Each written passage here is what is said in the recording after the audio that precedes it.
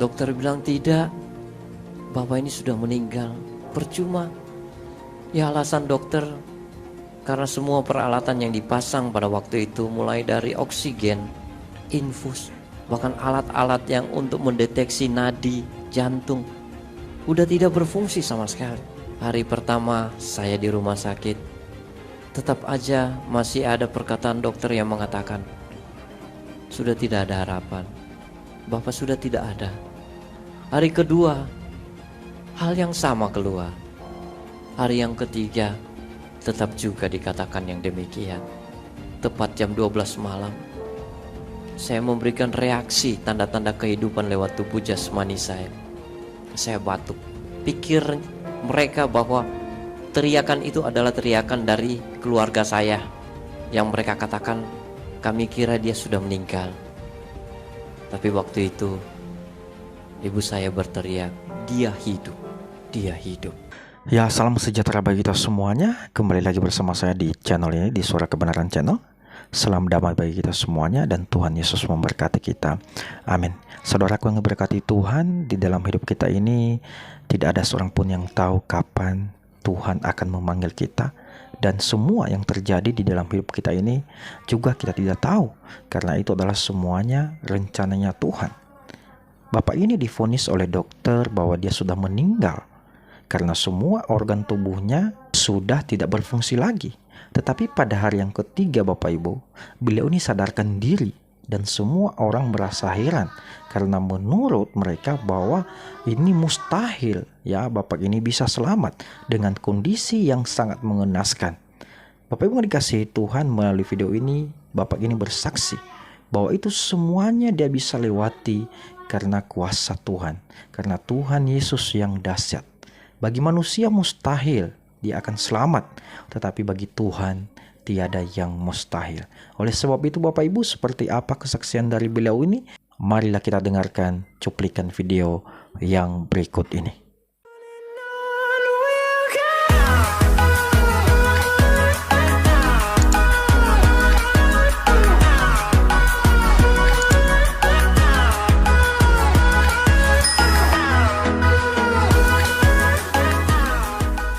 Saya hanya merasakan anugerah kasih Tuhan yang melimpah dalam hidup saya. Kalau saya ada di depan ibu bapak saudara sekalian, ini suatu hal yang luar biasa yang Tuhan kerjakan dalam hidup saya. Dan hal ini yang ingin saya ceritakan kepada ibu bapak saudara-saudara. Dan sekiranya ketika saya menceritakan hal ini, kita semua akan dikuatkan. Kita semua akan diberikan satu semangat yang baru untuk tetap mengikuti dan mengiringi Yesus. Dia adalah Tuhan kita. Dia adalah Allah yang dahsyat, Allah yang kita elu-elukan dalam hidup kita. Satu-satunya Allah penolong dalam hidup kita. Kejadian dan peristiwa yang menimpa hidup saya sungguh sangat luar biasa. Saya bekerja di salah sebuah perusahaan yang bergerak di bidang kelistrikan, di bidang pembangkit listrik. Saya salah satu teknisi dari perusahaan tersebut, dimintakan untuk melakukan suatu perbaikan di salah sebuah gardu induk. Bersama dengan teman saya, tiba-tiba kami melakukan pekerjaan, bla bla bla bla kami lakukan, sudah tiba-tiba terjadi percikan api yang dahsyat. Api terus menyambar tubuh saya. Saya jatuh ke lantai. Saya tidak bisa berbuat apa-apa. Saya seakan-akan ditendang dari belakang, tersungkur di lantai. Sementara itu api terus membakar tubuh saya. Pakaian yang saya gunakan waktu itu pakaian 2 lapis, habis tidak ada sisanya. Saya berusaha untuk keluar dari panel tersebut, tapi saya tidak bisa menemukan jalan karena di dalam telah dipenuhi dengan asap tebal hitam. Sementara saya menghindar api itu, saya ke kiri, dia ke kiri, saya ke kanan, dia ke kanan. Saya bilang, ini api apa? Saya bilang, aneh kok. Sampai saya jadi capek, gak kuat. Saya tersungkur di lantai dan pasrah dalam keadaan yang demikian. Saya putus asa. Mungkin saya pikir gini, ini saatnya saya akan meninggal. Saya berdoa, terima kasih Tuhan atas hidup yang Kau berikan bagi hamba-Mu ini, sambil menunggu saat-saat kematian saya. Tetapi dalam beberapa saat saya menunggu kematian saya, kok gak sampai-sampai, gak datang-datang. Timbul di pikiran saya, mendingan untuk mempercepat proses kematian saya rangkul semua kabel-kabel yang ada di dalam panel tersebut. Di dalam panel tersebut bertegangan dari 11.000 volt sampai 80.000 kilovolt. Saat saya merangkul semua kabel-kabel yang ada di dalam, yang hanya terasa dingin dari kabel tersebut, saya heran. Padahal waktu itu listrik sudah masuk. Saya diam, saya tunggu. Saat saya mulai tertidur, tiba-tiba ada yang membangunkan saya. Tidak, kamu harus bangun, kamu harus lawan api itu dan kamu akan diselamatkan. Saya kaget, suara perempuan mana yang datang pada waktu itu. Sementara di tengah-tengah lingkungan pekerjaan tidak ada tenaga kerja wanita yang dipekerjakan. Saya kaget. Tapi pada waktu itu saya belum melihat jalan karena masih asap tebal menutupi waktu. Saya berusaha diam, tapi saya merasakan perihnya yang luar biasa. Api terus membakar tubuh saya. Sampai satu kali saya membuka mata saya kaget saya sudah di luar. Padahal jalan yang harus saya lewati itu agak susah, agak sulit. Karena waktu itu saya buka pintunya cuman kecil seperti kolong kursi ini. Jadi saya harus merangkak.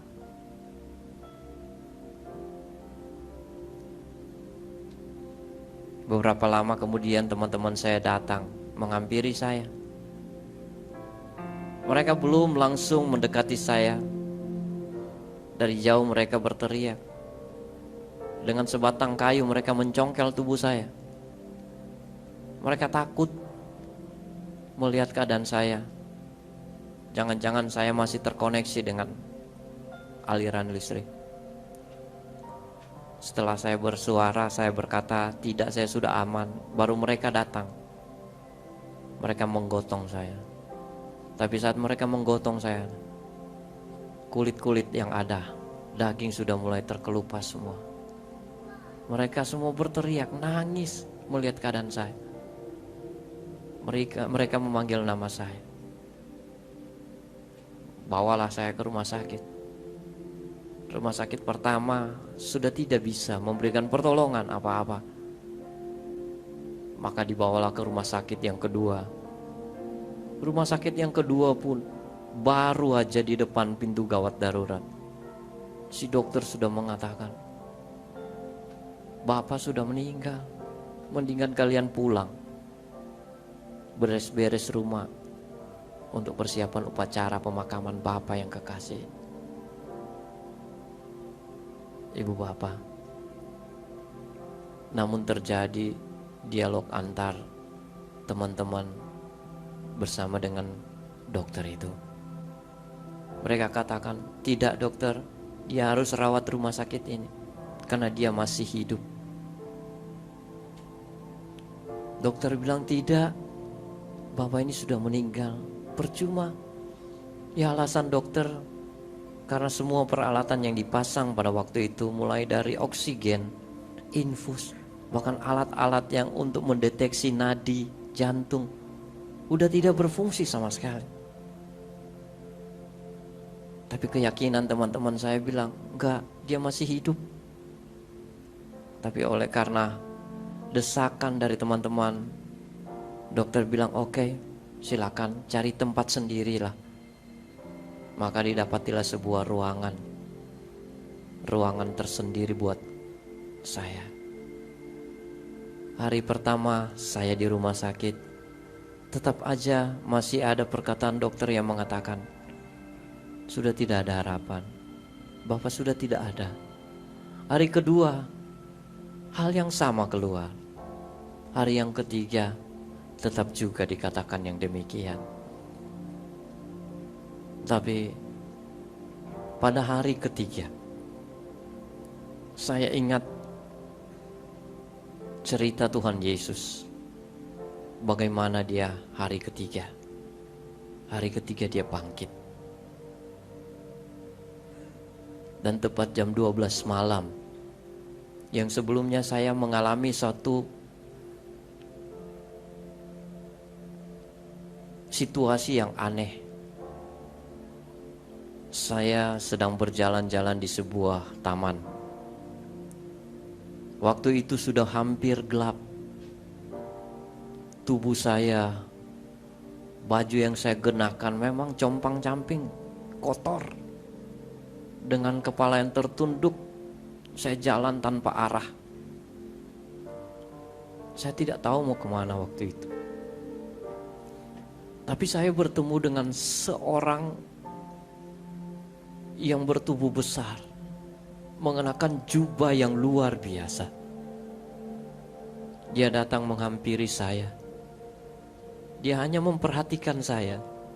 Dan di tangan kanannya itu dia memegang baskom yang berisikan air. Ketika saya berada di depan dia, saya jatuh tersungkur. Dan air itu diberikan, ditumpahkan dari kepala saya. Dan saya merasakan suatu suasana yang luar biasa. Kedamaian yang tidak pernah saya rasakan di dunia ini. Saya bilang saya mau tinggal di tempat sini. Namun dalam bahasa tubuhnya dia cuma, kamu harus balik. Tepat jam 12 malam, saya memberikan reaksi tanda-tanda kehidupan lewat tubuh jasmani saya. Saya batuk, dan batuk itu sangat luar biasa, keras, sehingga malam itu, di keheningan malam itu, semuanya berubah jadi ramai. Orang tiba-tiba datang. Pikir mereka bahwa teriakan itu adalah teriakan dari keluarga saya. Yang mereka katakan, kami kira dia sudah meninggal. Tapi waktu itu ibu saya berteriak, dia hidup, dia hidup. Ini satu hal yang luar biasa dalam hidup saya, yang Tuhan buat. Dahulunya saya bilang begini, Tuhan, Engkau itu tidak adil dalam hidup saya. Saya sudah berusaha untuk melakukan apa yang Tuhan kehendaki dalam hidup kami. Saya berdoa setiap saat. Tapi kok kenapa Tuhan? Ketika saya bilang, Tuhan jauhkan saya dari mara bahaya. Tapi kenapa harus saya alami seperti saat ini? Kenapa bukan orang-orang yang melakukan kejahatan di sana yang mengalami hal ini? Tetapi kenapa aku? Tapi puji Tuhan, Tuhan itu penuh sabar, Tuhan itu penuh belas kasih. Dia membimbing saya, dia membawa satu kehidupan yang luar biasa. Dan ini saya membuat saya sangat-sangat bersuka cita. Saya mendapatkan pelajaran dari Tuhan lewat peristiwa ini. Saya dahulu lahir sebagai orang Kristen. Nenek moyang saya sudah orang Kristen. Tapi saya tidak pernah merasakan mujizat. Tapi lewat peristiwa ini, apa yang saya dengar yang dikatakan oleh orang-orang tentang mujizat, itulah yang diperbuat Tuhan dalam hidup saya. Dan saat ini saya mau sampaikan sesuatu lewat peristiwa ini. Tuhan ingin kita semua mengalami mujizat dalam hidup ini. Tuhan ingin supaya kita semua mengalami akan hal yang sama. Karena kita tidak hanya dapat berkata Tuhan itu ajaib, Tuhan itu berkuasa, tetapi kita tidak pernah mengalami secara pribadi. Tapi hari ini, lewat persoalan-persoalan, lewat masalah dari kita semua, kita akan dibawa untuk mengalami mujizat bagi orang-orang yang percaya dan orang-orang yang hidup yang benar. Nah, Ibu Bapak, terakhir sekali saya mau katakan, peristiwa ini sangat mengguncangkan iman percaya saya. Saya mengkhawatirkan karena peristiwa ini terjadi waktu kami baru berumah tangga. Usia rumah tangga kami baru 8 bulan. Saya bilang, Tuhan, hancurlah sudah rumah tangga saya. Yang pasti istri saya akan meninggalkan saya. Dan yang pasti anak saya akan mengalami trauma yang luar biasa karena memiliki ayah seperti ini. Saya berdoa kepada Tuhan, minta supaya Tuhan jaga keluarga saya. Dan akhirnya benarlah perkataan firman Tuhan, bahwa Tuhan senantiasa selalu menjaga, mengawasi kita, yang senantiasa peduli dengan keadaan kita.